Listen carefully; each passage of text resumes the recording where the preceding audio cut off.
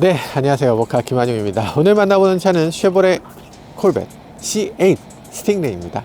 C8이라고 하니까 다들 웃지 마세요. 진짜 이 코드명이 C8 맞다고요. 우리 입장에서 이름이 굉장히 웃기긴 하지만 이 C8 스팅레이 실제로 타보면 결코 웃지 못할 자동차입니다. 엄청난 퍼포먼스의 자동차, 그리고 엄청난 기술력의 자동차라고 하는데 어떤 차인지 끝까지 살펴보시죠.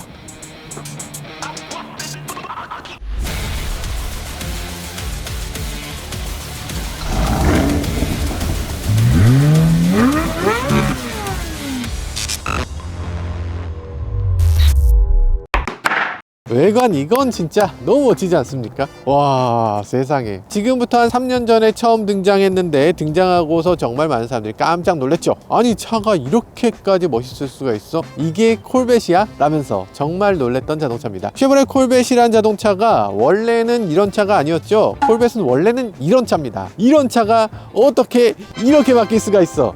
모든 것들이 다 다르죠. 각이나 이 선이나 디자인이나 많은 것들이 그냥 새롭게 태어났습니다. 특히 가장 큰 차이는 엔진의 위치가 원래는 콜벳이 후드가 굉장히 큰 차였어요. 솔직히 우리나라 사람들 입장에서는 야, 이 차가 뭐 이렇게 코가 길어, 이게 무슨 슈퍼카야 라고 얘기했던 자동차였죠. 근데 유럽은 그렇지 않았습니다. 유럽에 있는 자동차 메이커들은 자동차를 아주 늘씬하게, 이 앞부분의 오버행이 짧을수록 좋은 차라고 얘기했는데, 이 미국 자동차들은 오버행이 엄청나게 길고 그리고 승객석이 굉장히 뒤로 물러나 있었던 그런 비율을 갖고 있었죠. 특히 콜벳의 경우는 더욱더 그랬습니다. 그런데 이번 콜벳은 그렇지 않죠. 이 엔진을 뒤에다 넣어서 이 앞부분을 아주 미끈하게 만들어낸 거죠. 그래서 엔진을 뒤에다 놓으면 도대체 뭐가 좋으냐? 많은 사람들은 엔진이 중앙에 있으니까 무게중심이 좋아져서 그래서 뒤에다 넣는다 라고 하지만, 사실 디자이너 입장에서는 엔진을 뒤에다 넣으면 앞부분이 예뻐져서 뒤에다 놓습니다. 놀랍게도 그게 현실이에요. 어쨌든 차는 잘 팔리는 걸 만드는 게 중요하잖아. 그러니까 뒤에다 엔진을 넣으면 차가 이렇게 멋진 비율이 만들어지는 거죠. 오, 진짜 멋지지 않습니까? 이렇게 촥 가라앉아 있는 거, 높이 보세요. 높이 이렇게 낮은 거. 와, 뒷부분 보세요. 머플러, 램프. 이게 바로 슈퍼카의 면모죠. 여기에 있는 요 그림 뭡니까? 이게 무슨 그림이에요? 가오리 그림입니다. 스팅레이가 가오리란 뜻이야. 일명 아싸 가오리. 엔진이 뒤에 있으면 많은 분들이 생각할 겁니다. 아니, 미국 차라고 하면 당연히 실용성인데 트렁크 같은 것도 충분하게 마련돼 있어야 되는데 엔진이 뒤에 있으면 트렁크는 어딨냐? 라고 생각하시겠죠. 트렁크는 여기 있습니다. 오늘이 영하 10도라서 죄송합니다. 마이크. 자, 이렇게 해도 괜찮겠어요? 아, 차마 모자 못 쓰겠다, 그죠? 트렁크가 아니, 성의 없게 그냥 이렇게 만들어도 되느냐 라고 하실 수도 있는데, 사실 굉장히 성의가 있어요. 트렁크 자체의 깊이도 상당하고요. 그래서 이런 짐들 어지간한 거 들어갑니다. 그리고 여기 보면 네트 같은 것도 여기 마련되어 있고요. 여기도 이렇게 뭘로 보이세요? 저는 이 마크가 사람들마다 아마 보이는 느낌이 다를 것 같은데, 만달로리안 느낌이라고? 오토봇 아니야? 얘 변신하는 거 아닌가? 곳곳에 아주 재밌는 게 숨겨져 있다니까요. 그리고 이런 것들도 되게 재밌습니다. 잘 보세요. 여기 이렇게 딱 하면 소프트 클로징이 있어. 아니, 어떻게 트렁크에 소프트 클로징까지 만들어 놓지? 아니, 이것이 미국인가? 저희가 지금 타고 있는 콜벳은 컨버터블입니다. 이 뚜껑이 열리는 모델이고요. 그 일반적인 콜벳 같은 경우는 이 뚜껑이 그대로 열리죠. 근데 저희는 트렁크만 별도로 열리기 때문에 이 엔진룸까지 같이 열 수는 없어요. 그래서 이 차는 엔진룸을 열려면 컨버터블이 열리는 것을 활용해야 이 엔진룸을 확인할 수가 있는데, 그런데 안타깝게도 지금 날씨가 영하 10도라서 이 컨버터블이 열리지가 않습니다. 이게 온도 센서가 있어서 온도가 너무 차가우면 열리지 않도록 하는 장치가 내장돼 있어요. 꼼꼼하시기도 하네, 굳이. 그래서 저희는 오늘 트렁크까지만 열 수가 있고요. 요 앞쪽에 있는 요 엔진룸은 열어볼 수가 없습니다. 안타깝네요. 트렁크 좀 좁다고요? 그런 경우를 대비해서 앞쪽에도 트렁크를 만들어 놓고 있습니다. 자, 앞쪽에 트렁크는 이런 식으로 열리고요. 앞쪽에도 상당히 작지 않은 그런 트렁크를 보여주는데요. 탈출하는 버튼도 여기 제공하고 있네요. 여기 갇힐 수 있나? 그래서, 그리고 여기서 신기한 점 이런 거 있습니다. 브레이크를 언락을 하면 이런 식으로 시퀀설로 램프가 들어와요. 한번 볼까요? 네, 이런 식으로 나름대로 멋집니다. 나름대로 멋지고 앞쪽에도 마찬가지로 이렇게 생겼어요. 언락. 멋있다. 멋있다. 한 번에 딱 켜지는 게 아니라 쓱쓱 이렇게 켜지는 거, 뭔가 좀 멋을 아는 그런 자동차가 돼가고 있다는 생각이 들죠. 도어 손잡이가 없잖아, 도어 손잡이는 어떻게 하는 거야? 라고 하실 수도 있는데, 그럴 때일수록 더 태연해지셔야 돼요. 태연하게 이런 데 어디 있겠지 라고 당겨보면 맞습니다, 거기 열 수 있어요. 차 낮은 거 봐라. 방석의 바닥이 여기 있는데, 이 바닥에서 방석 바닥까지 높이가 한 뼘 정도? 한 뼘 반 정도밖에 안 떨어져 있어요. 그러니까 사실상 이 방바닥에 방석을 깔고 앉아 있다고 생각하시면 돼요. 이 방바닥에 방석 깔고 앉은 상태에서 이렇게 운전을 한다고 생각하면 얼마나 차가 낮은지를 느끼실 수 있을 겁니다. 놀랍게 낮은 차입니다. 우리가 뭐 포르쉐라든지 이런 차들도 많이 타지만 그 포르쉐보다 더 낮아. 그냥 미국 사람들 입장에서는 스펙에서 약간 한계를 뛰어넘는 스펙들, 이런 것들을 제공하는 걸 되게 좋아하기 때문에 이런 식의 세팅을 만들어내고 있는 것 같아요. 아주 좋은 실내인데요. 네, 사실 외판에 보면요, 이 차의 모든 부분이 보닛부터 시작해서 필러, 천장 뭐 할 것 없이 모든 부분이 다 알루미늄이야. 뭐 하나 철로 되어 있는 부분이 없습니다. 뼈대도 알루미늄 프레임을 사용하고 있고, 외판도 다 알루미늄으로 사용하고 있어서 굉장히 경량화 소재를 적극적으로 도입한 걸 볼 수 있죠. 그리고 지금 엔진 시동을 걸었는데요, 5.2L V8 엔진을 갖고 있고요. 이거 스몰 블럭이라고 얘기하는 GM의 특유의 엔진이에요. 스몰이라고 얘기하기에는 엄청나게 큰데, 이 V8이라는 걸 감안하면 상당히 작은 블럭 엔진을 만들어냈고요. 이 차를 끝으로 아마 더 이상 나오지 않을 것이다, 이런 얘기도 하고 있어요. 정말 많은 문제점들도 있었고 뭐 여러 가지 일들이 있었지만 그런 것들을 잘 해소해냈다 라는 생각이 드는 그런 스몰 블럭입니다. 정말 잘 만들어낸 걸 볼 수 있네요. 출력은 무려 502마력이나 내고요. 여기에 V8 DCT 변속기를 적용했다고 합니다. 그렇기 때문에 그만큼 잘 달려나갈 수 있는 그런 느낌을 준다고 하는데, 사실 502마력이면 상당한 느낌이잖아요. 막스터 중에서 지금 가장 퍼포먼스가 뛰어나다는 막스터 GTS 4.0 뭐 이렇게 가도 407마력이거든요. 그러니까 막스터하고 비교했을 때 똑같이 2인승이고 똑같이 미드십 엔진이고 똑같이 알루미늄 차체로 달리는 차고, 그렇게 만들어졌는데 얘는 100마력이 더 있어.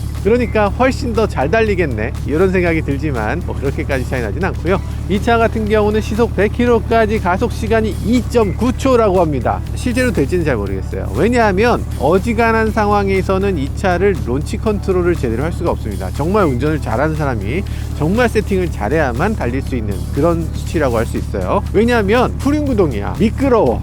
그렇기 때문에 이 론치를 정말 잘해야 되고, 여러분들이 공도에서 시속 100km까지 때려 밟아보겠다, 이런 것들은 시도하지 않았으면 좋겠어요. 어지간하면 그런 거 하지 않으셨으면 좋겠고요. 여러 가지 특징들이 있는 자동차인데, 이 차의 외관 굉장히 멋지고 정말 많은 사람들이 바라보는, 멀리서 보면 페라리 아니야? 라고서 볼 것 같은 그런 외관을 가졌지만, 실제로 이 차에 더 중요한 건 실내, 그리고 주행하는 느낌이겠죠. 자, 그럼 실내로 들어가서 좀 더 살펴보도록 하죠. 실내 일단 굉장히 화려하네. 그런데 보통 이런 자동차들 어지간한 사람들 다 여기 뒤에다가 짐을 놓거든요. 근데 짐을 놓을 수 있는 공간이 좁아. 박스터 정도의 자동차만 해도 요거 앞으로 젖히는 레버가 있어서 앞으로 젖혀서 짐을 넣고 다시 뒤로 젖히는데, 그런 것들이 없습니다. 아쉽게도.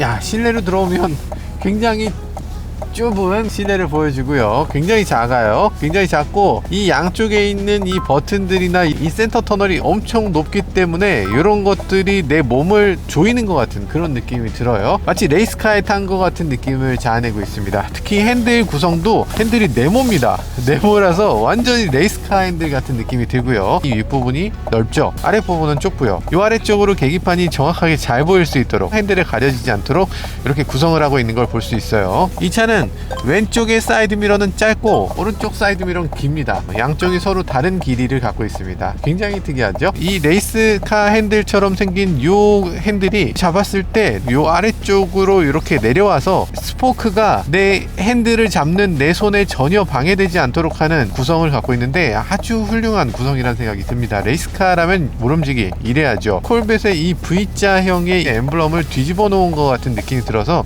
또 고맙게 느껴지기도 하네요. 그리고 오디오 스위치 같은 것들, 이 볼륨이라든지 이런 스위치를 보지 않고 조작할 수 있는 이런 리모컨을 뒤쪽에 만들어 놓고 있고요. 그리고 기어 시프터 같은 경우는 D도 당기고 후진도 이런 식으로 당기는데 서로 구성이 하나는 볼록, 하나는 오목하기 때문에 절대로 혼동되지 않도록 하는 그런 구성을 갖고 있고요. 파킹 같은 경우는 오해 없도록 이런 식으로 만들어져 있습니다. 아주 편하게 만들어져 있죠. 차체를 높이거나 낮추는 기능이 여기 버튼으로 만들어져 있어서 누르면 차체가 높아져요. GPS를 통해서 여기서 차체를 높이면 다음번에도 여기서 차체를 높일 수 있도록 하는 기능을 제공하고 있고요. ESC 오프 아니면 프론트 카메라 이런 것들을 사용할 수도 있습니다. 후진을 넣게 됐을 때 후진에서 이런 식으로 후방 카메라가 작동되기도 하고요. 근데 이런 식의 후방 카메라만 사용할 수 있는 건 아니고 이런 식의 여러 가지 뷰가 있는 데다가 카메라를 룸미러에서 나오게 하는 거예요. 후방 전용 카메라. 그리고 아주 재밌는 지점은 여기서 전방 카메라 같은 경우에 이 전방 카메라 뷰는 아주 특이합니다.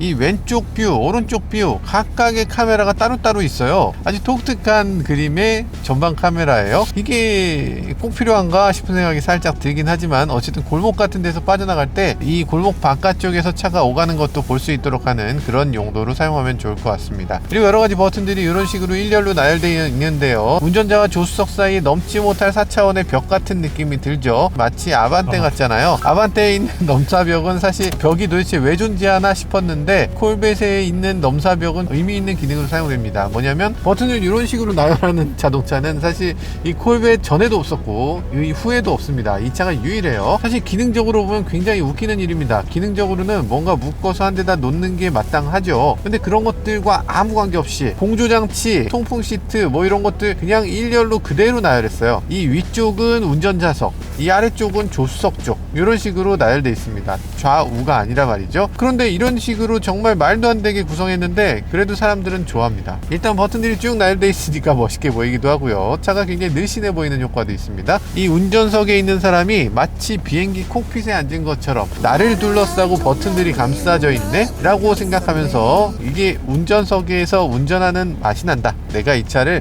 제대로 컨트롤한다 라는 느낌을 자아내고 있어요. 이런 버튼을 눌러서 조수석에서도 이렇게 조수석 컴파트먼트를 열어서 여기다가 여러 가지를 넣을 수 있고요. 비상시에는 버튼을 당겨서 차에서 탈출할 수 있는 비상 스위치도 제공을 하고 있습니다. 굉장히 미국적인 사고방식이라고 할 수 있죠. 이 차는 기본적으로는 전자식 버튼을 사용하고 있어서 눌러서 밀어서 나가게 돼 있는데 만약에 안 되면 어떻게 할 거냐는 거죠. 그런 경우에 비상시에 사용할 수 있는 레치를 제공하고 있습니다. 이런 식으로 수납 공간이 마련되어 있는데 여기다가 수납을 할 수 있는 공간을 제공해 주고 있고요. 깊이는 이 정도. 가운데 센터 터널이 있기 때문에 깊이는 이 정도로 제한한 것 같고요. 이런 식으로 컵홀더를 2개 제공하고 있는 걸 볼 수 있는데 컵홀더가 굉장히 작은 규모라서 미국 사람들이 쓸만한 그런 컵홀더 크기냐 좀 작지 않을까 라는 생각이 들고요. 핸드폰 같은 것을 여기다가 놓고 충전할 수 있는 충전 공간을 제공을 하는데요. 세상에 이걸 충전할 수 있으면 여러분들은 굉장히 유연하신 겁니다. 축하드립니다. 여기 뭔가 가려져 있는데 이게 뭘까? 드라이브 모드를 여기서 제공하고 있어요. 굉장히 든든한 느낌이 들고 괜찮습니다. 멋져요. 모드라고 또 그렇게 굳이 또 써놨네요. 안 써놓으면 모를까봐? 네, 그런 식으로 써놓은 것 같고요. 요거 뭡니까? 먹을 것 같아요? 뭐죠?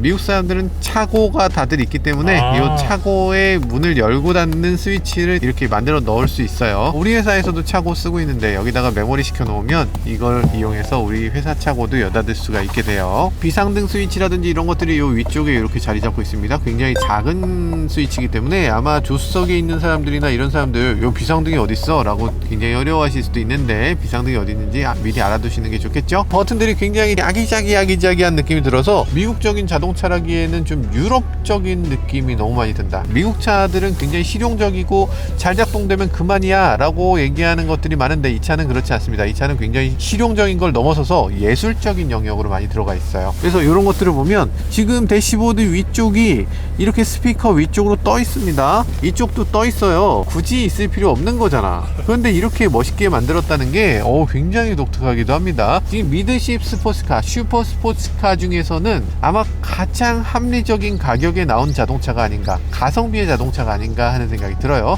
실제로 미국에서 이 차가 처음 나올 때만 해도 가장 기본적인 모델이 6만 불대였습니다. 7만 불이 채 안 됐어요. 우리 돈으로 한 8천만 원 이내에 살 수 있는 자동차였던 거죠. 지금의 경우는 우리나라에서 이 차 병행 수입하는 경우는 한 1억 6천 정도의 가격에 판매된다고 하는데 그 절반 가격에도 나왔기 때문에 정말 많은 사람들이 열광했었던, 그리고 웃돈을 붙여서 팔았던 그런 자동차라고 할 수 있죠. 뭐 실내 공간 뭐 더 드릴 말씀이 별로 없죠. 볼 게 하나 있다면 오디오일 텐데 오디오도 달리면서 한번 들어보도록 하겠습니다. 찍으시는 게 너무 힘들어. 지금 너무 추워. 네, 일단 타시고 소리를 한번 같이 들어보도록 하죠.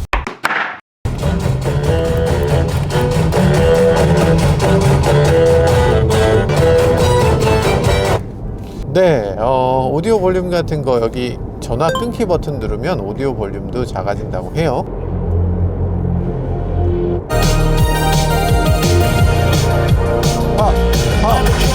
베이스가 굉장히 풍부한데 부밍이 조금 있고, 이게 진짜 직경이 큰 서브우퍼에서 이렇게 가슴을 때려주는 그런 베이스는 아니고 약간 베이스가 조금 작다, 서브우퍼가 좀 작다는 느낌이 드는 그런 생각이 듭니다. 그럼에도 신디사이저라든지 보이스라든지 이런 것들이 너무 좋아서 야, 이건 정말 훌륭한 오디오다 이런 생각이 드는데요. 그도 그럴 것이 이 차에는 스피커가 무려 14개가 달려 있습니다. 그리고 이 가운데 보세요. 여기 보면 스피커 그릴 있죠. 그리고 옆에 보세요. 보스 스피커 그릴이 여기 이렇게 자리 잡고 있습니다. 그 앞에도 또 스피커가 있습니다. 센터에도 또 스피커가 있어. 그리고 요 뒤에 지금 정말 보이지 않는 곳에다가 스피커를 이렇게 숨겨놨습니다. 아니, 여기다가 스피커를 숨겨놨다고? 눈에 보이는 곳에서만 스피커 몇 개로 때우겠다 이런 생각이 아니라 진짜 제대로 한번 스피커를 만들어 보겠다라는 느낌으로 느껴져요. 스포츠카라는 요 한계 때문에 어쩔 수 없이 거대한 인클로저를 장착하진 못한 것 같고요. 그러다 보니까 베이스가, 이 서브우퍼가 소리를 조금 더 베이스를 세게 때려주는 느낌을 만들어내지는 못하는 것 같습니다. 요즘 들어서 돌비 애트모스 사운드 시스템을 적용하는 차들이 점차 늘어가고 있는데, 그런 것들을 고려해보면 약간 클래식한 느낌이 드는 그런 사운드 시스템이라는 생각도 듭니다. 사운드에서는 올드한 게 결코 나쁜 게 아니니까요. 소음은 이 차의 앞유리가 에어로다이내믹을 잘 만들어내고 있어서, 그래서 풍절음이라든지 바깥 소음은 그다지 들리지 않는데, 그런 것보다 훨씬 크게 들리는 건 엔진음, 그리고 노면의 타이어 구르는 소음입니다. 타이어 구르는 소음은 일부러 그런 건지 어쩔 수 없었는지 모르겠지만 전혀 잡지 않았어요. 마치 레이스카에 앉아있는 것 같은 느낌이 듭니다. 레이스카에 앉으면 타이어 소리가 너무 크게 들리고, 돌 튀는 소리가 이 차체에 부딪히는 소리, 이것도 너무 크게 들리거든요.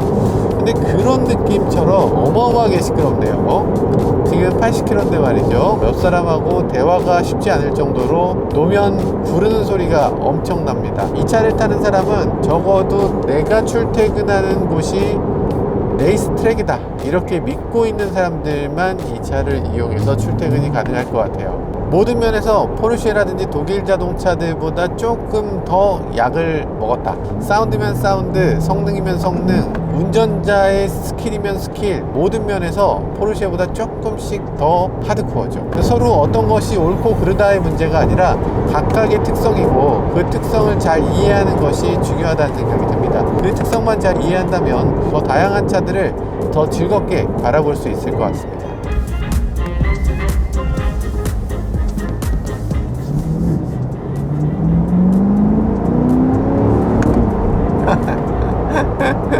차가 당연히 가솔린이지, 무슨 전기차야. 전기차는 지금 옆에 있는 차가 버스야? 라고 생각했는데 투싼이네. 야, 이거 뭐 버스 같은 소렌토들이 막 왔다 갔다 하고 있어요. 뭐야, 이 동네에서 내가 제일 작잖아. 하지만 괜찮습니다. 작지만 강하니까. 네, 강한 차고요. 드라이브 모드 같은 경우는 이런 식으로 바꾸게 돼 있는데, 아마 이 차를 타보시면 깜짝 놀라실 겁니다. 힘을 하고 돌려야 됩니다. 아니, 이게 이렇게 힘들 일이야? 데모드 모드 구성. 서스펜션은 되게 딱딱하게, 스티어링 휠도 딱딱하게. 오, 빡빡해지는 거 봐. 와, 제가 봤을 땐 미국 사람들은 정도 것이라는 걸 모르는 것 같아요. 박스터 가격에 이 차를 사느냐, 박스터를 사느냐. 이 차가 출력도 높고요. 이 차의 미드십은 진짜 미드십 같아요. 근데 박스터의 미드십은 약간, 미드십이라긴 조금 리어 엔진 아닌가? 약간 뒷차축에 살짝 걸리거든요. 물론 엔진의 중앙을 놓고 보면 미드십은 맞아. 근데 그게 911에 비해서 약간 앞에 있는 거예요. 이 차는 완전한 미드십이죠. 우리가 흔히 얘기하는 그 레이아웃. 페라리 488이나 람보르기니 스포츠카나 이런 차들처럼 엔진이 뒤쪽에 있다는 거. 엔진 사운드를 바꿀 수 있는데 한번 엔진 사운드를 낮춰볼까요? 스텔스 모드. 아, 이게 스텔스라고?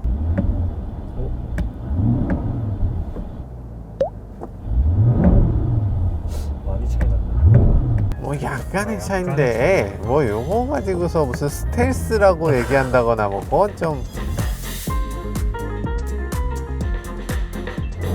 오늘 한번 돌아가 보도록 하죠.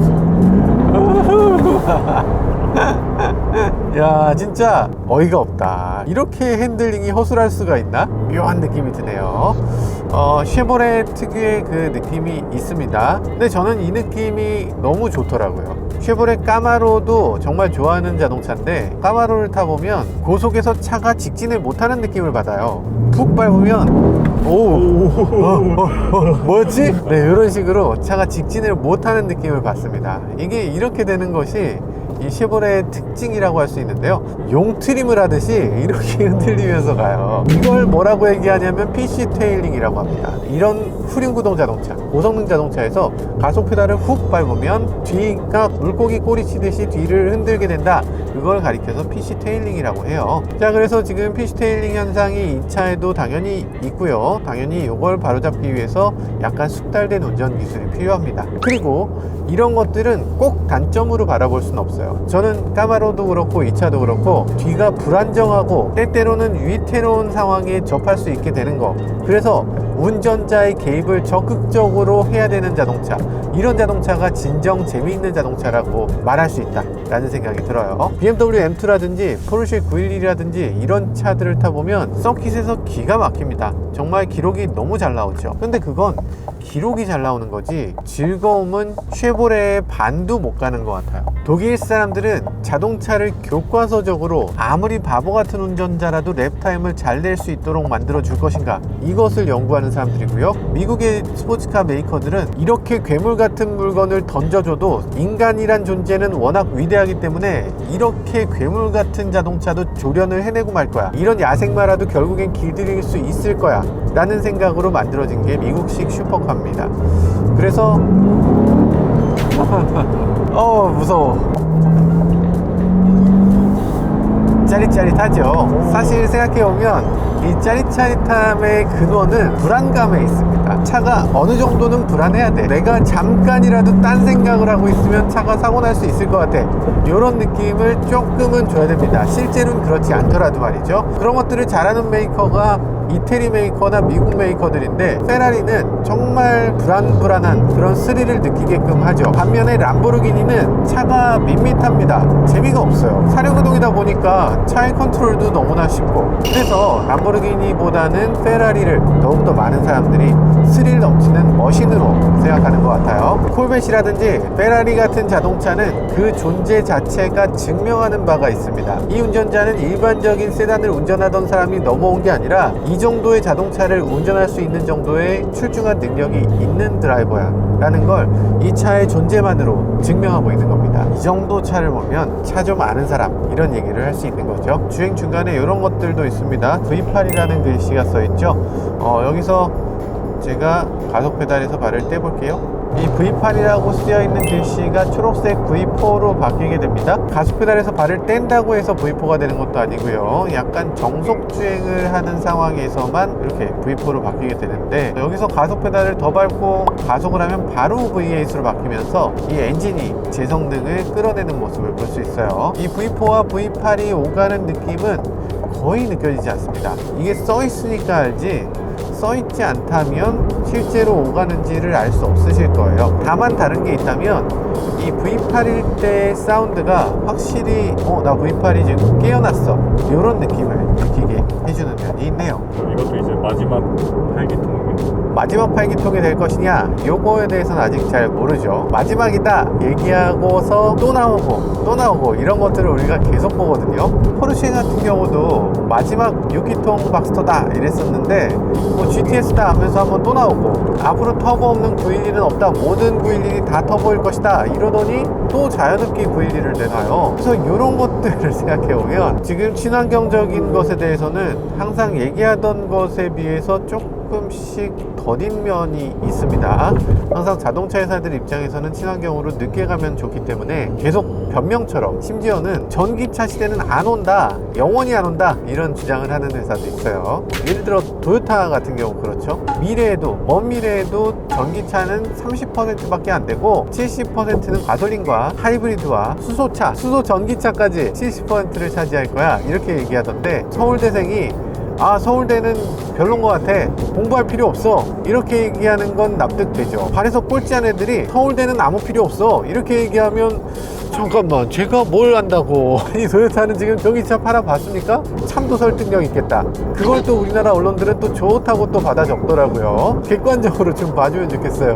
가솔린이 사용 금지될 텐데요. 가솔린은 금지되겠지만 이퓨얼은 있을 겁니다. 이퓨얼이라는 거 많은 분들이 잘못 이해하고 계신 부분이 있더라고요. 이퓨얼은 뭐냐? 공기 중에 있는 이산화탄소를 포집해서 그걸 연료로 만들어내는 겁니다. 놀랍죠? 아니, 이산화탄소를 거꾸로 포집해서 연료로 만드는데, 그러면은 이게 미래네 라고 생각하시겠지만, 그걸 포집하는 데 드는 에너지는 그냥 전기차에 전기 충전하는 것보다 훨씬 많은 에너지가 필요한 거죠. 이산화탄소를 내뿜는 건 쉬웠지만 그걸 거꾸로 포집하는 건 쉬운 일이 아니에요. 이 세상의 모든 일은 엔트로피가 증가하는 방향으로 가잖아요. 그 엔트로피를 거꾸로 되돌리려면 에너지가 필요합니다. 이 뿜어져 나온 이산화탄소를 다시 포집하려면 상당한 에너지가 들고요. 그렇기 때문에 이 이퓨얼이 미래의 연료다 라고 얘기하는 건 사실이 아니죠. 이퓨얼은 어디까지나 소수의 사람들을 위한 사치품에 불과합니다. 그래서 이런 자동차들은 이퓨얼을 넣고 이렇게 달리게 되는 거죠. 이런 소리를 내면서 말이죠.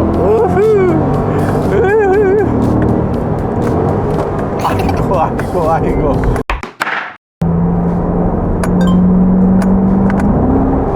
이런 느낌 좋죠? 패들 시프터가 알루미늄 합금으로 만들어진 패들 시프터인데요. 패들 시프터를 약간 느낌 좋죠? 전기차 시대에 많은 것들이 제한되지만 전기차 시대에도 이런 느낌의 감성은 좀 만들어줬어야 되지 않을까.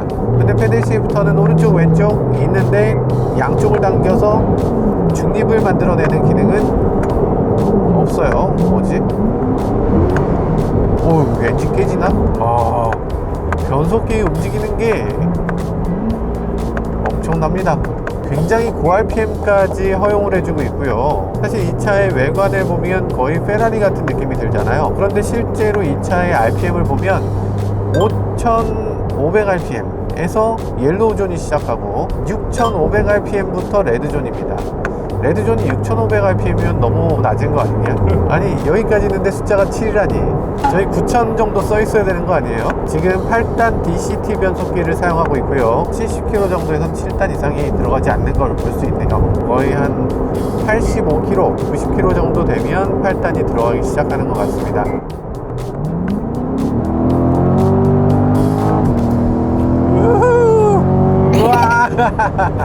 와, 세상에.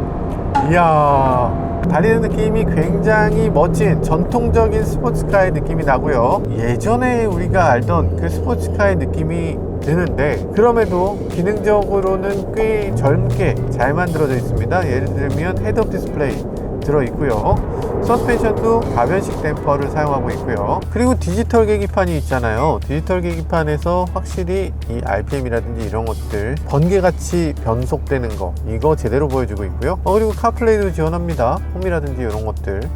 이건 너무 쉐보레인데?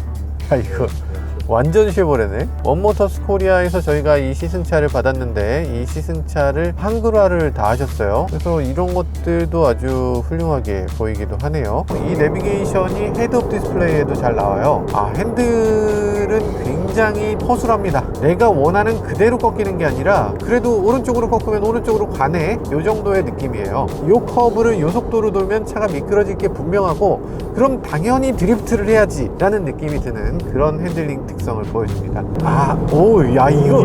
이거 너무 좋은데? 차가 어느 정도 이상 핸들을 돌렸을 때 앞머리를 획 돌리는 이 회두성이 너무나 좋기 때문에 아주 즐겁게 탈 수 있는 자동차고요.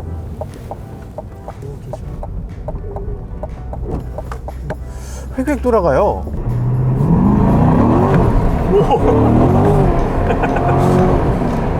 이게 제 차라면 좀 더 세게 달려서 뒤를 쫙 미끄러뜨리면서 타볼 수 있을 것 같은데, 안타깝게도 미끄러뜨리면서 타보진 못할 것 같고, 이런 느낌이다 정도만 갈 수 있을 것 같습니다. 이 차 소음 규제가 넘어서 우리나라 들어오지 못한다, 이런 얘기가 있었는데요. 우리나라 규제가 어떤 식으로 되어 있냐면 60km로 가다가 풀가속을 했을 때의 소음을 바라봅니다. 잘하면 될 수도 있겠다 싶은 상태로 만들어졌어요. 아니, FTA 있으니까 미국 차는 그냥 들여오는 거 아니에요? 라고 하실 수 있는데, 아닙니다. 미국에서 그냥 들여올 수 있는 건 안전 규정이고요. 환경 규제는 FTA건 FTA 할아버지건 와도 넘을 수가 없게 돼 있어요. 그래서 이 차가 들어올지 안 들어올지 여러 가지로 어려움들이 있었지만 이제는 들여온다고 합니다. 왜 그러냐? 부평 공장에 콜벳이 여러 대 와 있다고 합니다. 그게 우리나라에서 생산한다 이런 뜻은 아닐지 모르겠지만, 아무래도 우리나라에 여러 대가 와 있다는 거는 출시를 검토하고 있는 건 아니냐, 이런 전망들이 있다고 합니다. 1919km다. 돌아가야 되겠다. 저희가 주행할 수 있는 거리가 8,000을 넘으면 안 되기 때문에 더 주행할 수가 없을 것 같고, 슬슬 돌아가 봐야 될 것 같네요. 나중에 이 차가 우리나라에 정식으로 수입되면 그때 다시 한번 시승을 해보는 걸로 하겠습니다. 자, 스텔스 차를 한번 보시죠. 스텔스 차를 보시면 공통점이 있습니다. 현대 기아차라는 거죠. 아니, 제발 좀 오프하고 나서 돌아오게 좀 해주세요. 지금 우리 타는 차를 한번 해보죠. 우리 타는 차를 한번 꺼볼까? 껐다가 켰다가 껐다가 켰다가 껐다가도 다시 돌아오기 때문에 그래도? 다음번에 다시 시동을 걸면 반드시 오토 모드로 돌아가 있는 거죠. 오프 기능을 없애라는 게 아니에요. 필요한 경우에 오프해야지. 근데 다음번에 시동 걸 때 내가 오프인 걸 모르는 상태로 다니는 게 문제인 거잖아요. 그 오프는 대리운전 기사님이 하셨고 발레 파킹 기사님이 하시고 이런 분들이 오프를 하신 건데, 남이 끈 걸 나는 모르게 되는 거예요. 그렇기 때문에 오프로 했다가도 다음번 시동 걸 때는 온이 돼야 된다는 얘기라는 건데, 근데 요즘 정부의 법이 갑자기 이거 오프 기능을 못하게 해라 이렇게 바뀌셔가지고, 저는 그 얘기한 건 아닌데 제 영상 보고 그 법을 만드신 건 아니겠지만, 아무튼 저는 그 얘기를 한 건 아니었습니다. 이 차에는 드라이브 모드를 여러 가지로 조작할 수가 있죠. 여기 모드 버튼이 있어요. 날씨 모드, 그리고 내 모드, 투어 모드, 스포츠 모드, 트랙 모드가 있고요. 여기서 난 만족하지 못한다고 하면 여기 버튼을 하나 누르면 됩니다. Z 모드를 누르면, 그러면 Z 모드가 활성돼요. Z 모드라는 건 뭐냐면 이 차에만 있는, 이 고성능 버전에만 있는 독특한 모드인데요. 이 ESC를 다르게 세팅을 해서 이 PTM이라는 걸 작동시킵니다. 마치 BMW M 모드 켜듯이, AMG 자동차의 AMG 모드 켜듯이, 아니면 현대차의 N 모드 켜듯이 이렇게 극단적으로 더 레이스에 최적화되도록 이렇게 세팅을 한 번에 바꿔주는 기능이에요. 이런 기능이 있으면은 레이스 할 때 저 잡아야 돼! 라고 할 때 한번 딱 눌러서 바로 따라잡을 수 있는 그런 기능이라고 하면 안 되죠. 길에서 사용하시면 안 되고요. 내가 서킷을 잘 사용할 때 그때 버튼을 눌러서 그렇게 최적의 성능을 발휘하는 게 여기 있는 Z 모드입니다.